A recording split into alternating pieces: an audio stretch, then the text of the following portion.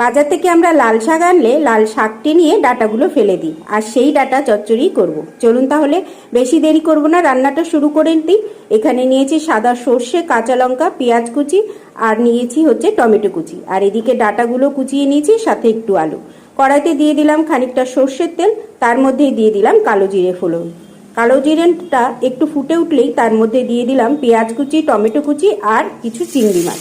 এগুলোকে একটুখানি ভাজা ভাজা করে নিয়ে তারপরে এর মধ্যে দিয়ে দিলাম লবণ আর হলুদ। লবণ আর হলুদ দিয়ে বেশ খানিকক্ষণ একটু ভাজা ভাজা করে নেব। তারপর এর মধ্যে দিয়ে দেবো কিন্তু কেটে রাখা আলু আর ডাঁটাগুলো। এবার আলু আর ডাঁটা দিয়ে আর একটু টাইম ভেজে নেব। একটু ভাজা ভাজা হয়ে গেলেই তারপরে আবার একটু দিয়ে দিলাম লবণ আর হলুদ পরিমাণ মতন। তারপর আগে থেকে বেটে রাখা সর্ষে আর কাঁচা লঙ্কা এটা দিয়ে আরেকটু টাইম নাড়াচাড়া করে এবার এর মধ্যে দিয়ে দেব একটুখানি চিনি। ব্যাস হয়ে গেল প্রায় রান্না শেষ। আর উপর থেকে যেহেতু সর্ষে বাটা রান্না, একটুখানি সর্ষের তেল, এইবার সর্ষের তেল দিয়ে ঢাকা দিয়ে দেবো সিদ্ধ হওয়ার জন্য। সিদ্ধ কিন্তু হয়ে গেছে আর আমার ডাঁটা চচ্চড়ি একদম কিন্তু রেডি। চলুন তাহলে এবার নামিয়ে নিই। দেখুন কেমন হয়েছে অবশ্যই জানাবেন।